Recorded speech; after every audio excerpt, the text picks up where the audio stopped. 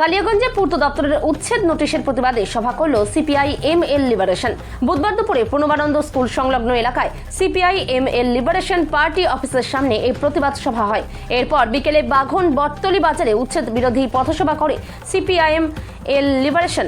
দলের রাজ্য সদস্য এবং জেলা ইনচার্জ জয়তু দেশমুখ, তসলিম আলী, নমিউদ্দিন সরকার, শামদেই রাজভোরের মতো নেতৃত্ব উপস্থিত ছিলেন। কালিয়াগঞ্জ পৌরসভার 17 নম্বর ওয়ার্ডে প্রণবানন্দ স্কুলের কাছে রায়গঞ্জ বুনিয়াদপুর 10-এ রাজ্য সড়কের পাশে সরকারি জমি দখল করে থাকা দোকান, বাড়িঘর, লিবারেশনের পার্টি অফিস সহ 16 জনকে উচ্ছেদের নোটিশ দিয়েছে পূর্ত দপ্তর। 15 জুলাই জারি এই নোটিশ প্রাপ্তির 7 দিনের মধ্যে সরকারি জমি দখলমুক্ত করতে নির্দেশ দিয়েছিল পূর্ত দপ্তর। শুধুমাত্র 16 জনকে কেন উচ্ছেদের নোটিশ, এই প্রশ্ন তুলে উচ্ছেদের বিরোধিতায় সিপিআই-এমএল লিবারেশনের প্রতিবাদ কর্মসূচি। কালিয়াগঞ্জ থেকে অনুপ জয়সওয়ালের রিপোর্ট, বিগ নিউজ বাংলা। দাদা, আপনার নাম? আমার নাম জয়তু দেশমুখ, সিপিআই-এমএল লিবারেশনের রাজ্য কমিটির সদস্য। আচ্ছা, আজকে কাদের উদ্যোগে কি প্রোগ্রাম হচ্ছে? আজকে এখানে আমরা সিপিআই-এমএল লিবারেশনের কালিয়াগঞ্জ ব্লক কমিটির উদ্যোগে একটি প্রতিবাদ সভা করছি। এখানে আমরা কিছুদিন আগে পিডব্লিউডি ডিপার্টমেন্টের একজন অ্যাসিস্ট্যান্ট ইঞ্জিনিয়ার, তিনি একটি চিঠি পাঠিয়েছেন এখানে 16 জন বসবাসকারী মানুষকে যেখান থেকে তাদেরকে সরে যেতে হবে। কিন্তু বলা হয়নি যে কী প্রকল্পের জন্য তাদেরকে সরে যেতে হবে। আমাদের প্রশ্ন হচ্ছে যে কিছুদিন আগে এই রাস্তায় সম্প্রসারণ হয়েছে এবং ফুটপাথ হয়েছে। সেই ফুটপাথের বোর্ড ওখানে টানানো আছে। সেই বোর্ডে লেখা আছে এই জাতীয় সড়কের পাশে ফুটপাথ নির্মাণ করা হলো, তার টেন্ডার হয়েছে, কত টাকা বরাদ্দ হয়েছে, সমস্ত কিছু বিস্তারিত লেখা আছে। তা ফুটপাথ হয়ে যাওয়ার পর রাস্তা সম্প্রসারণ হয় কী করে? কিন্তু আমাদের কাছে খুবই আশ্চর্য লাগে। আপনারা দেখছেন যে এখানে আমরা যেখানটায় এই 16টি মানুষ বসবাস করছে সেখানে রাস্তার পরে থাকে ফুটপাথ, যেখানে মানুষ চলাচল করে। আমরা পরিষ্কার বলতে চাই যে একজন সাব অ্যাসিস্ট্যান্ট ইঞ্জিনিয়ার তিনি এইভাবে একটা অর্ডার করতে পারেন না যে আমরা জাতীয় সড়কের পার্শ্ববর্তী জায়গা দখল করে আছি, এভাবে অর্ডার করতে পারেন না। নির্দিষ্ট কী জন্য তিনি সম্প্রসারণ যদি হয় তাহলে 8 কিলোমিটার এরিয়া রয়েছে, দীর্ঘ 8 কিলোমিটার এরিয়া রয়েছে, সেখানে কয়েক শত, বলবো প্রায় 1000 খানেক সেখানে মানুষ বসবাস করছে, দোকানদার রয়েছেন, ব্যবসা করছেন। যদি উচ্ছেদ করতে হয় তাহলে সেই 8 কিলোমিটার জায়গা জুড়ে নোটিশ যাবে। বেছে বেছে 16 জনকে কেন পার্টিকুলার করা হলো?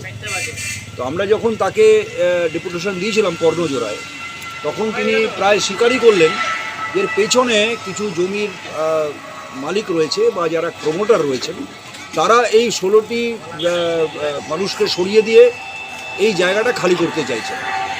তার মানে এখানে উদ্দেশ্য রাস্তা সম্প্রসারণ নয়, উদ্দেশ্যটা হলো পেছনের জমি মালিকদের জন্য জায়গা খালি করে দেওয়া। আমাদের প্রশ্ন, সরকার কি জমি মালিকদের দালালি করবে? সাব অ্যাসিস্ট্যান্ট ইঞ্জিনিয়ার কি ওই জমি মালিকদের পয়সা খেয়ে এই কাজ করছেন, নাকি সত্যি সত্যি উন্নয়ন করছেন? আমরা শুনেছি মুখ্যমন্ত্রী বলেছেন পুজোর আগে কোনো উচ্ছেদ হবে না এবং উচ্ছেদ হলে পুনর্বাসন দেওয়া হবে।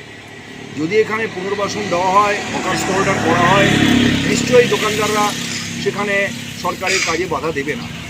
রাজ্যের বিভিন্ন জায়গায় আজকে এই ধরনের উচ্ছেদ চলছে, কিন্তু সেই সুযোগটা কাজে লাগিয়ে এই চারিদিকে যখন একটা উচ্ছেদের হাওয়া চলছে, সেখানে এই জমি মালিকদের দালালি করছে আজকে পিডব্লিউডি পার্টি। আমরা তীব্রভাবে এর বিরোধিতা করছি। আমরা কর্ণজোড়ায় পিডব্লিউডি ডিপার্টমেন্টে সেই আধিকারিককে বলে এসেছি, আমরা আরও উচ্চ স্তরে যাব, জেলা স্তরে যাব, আমরা রাজ্য স্তরে যাব।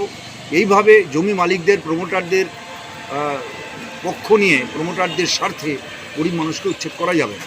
ঘটনাক্রমে আমাদের এখানে অফিস আছে, সেই অফিসটা একটা ঘটনার পরিপ্রেক্ষিতে অফিসটা তৈরি হয়েছিল। এখানে একজন বর্গাদার ছিলেন, সেই বর্গাদারকে উচ্ছেদ করা হচ্ছিল। এটা হচ্ছে মিউনিসিপ্যাল ল্যান্ড। আচ্ছা, আমরা জানি কৃষি জমিতে বর্গাদার উচ্ছেদের নিয়ম আলাদা, আর মিউনিসিপ্যালিটি ল্যান্ড যেটা আরবান ল্যান্ড, সেই ল্যান্ডের বর্গাদারের উচ্ছেদ নিয়মটা আলাদা। আমরা সেই সময়, তখন বামফ্রন্ট সরকার ছিল, সেই সময় আমরা আলিপুরে গিয়ে রেকর্ড ঘেটে বার করি যে না, এটা বর্গাদার আছে, টিনেন্ট আছে। তখন আমরা বিভিন্নভাবে লড়াই করে এই সমস্ত জমি মালিকদের হাত থেকে বর্গাদারকে রক্ষা করি। তার পরিপ্রেক্ষিতে আমাদের এই অফিসটি তৈরি হয়। এখানকার মানুষ যারা লড়াই করে। এখন আপনারা কি চাচ্ছেন? আমরা চাইছি যে এই নোটিশ প্রত্যাহার করা হোক। ঠিক আছে। এবং এইভাবে অবৈধভাবে, বেআইনিভাবে, কোনো রকম কারণ না দেখিয়ে কোনো রকম উন্নয়নের প্রজেক্ট না দেখিয়ে এইভাবে 16 জনকে বেছে বেছে উচ্ছেদ করা যায় না।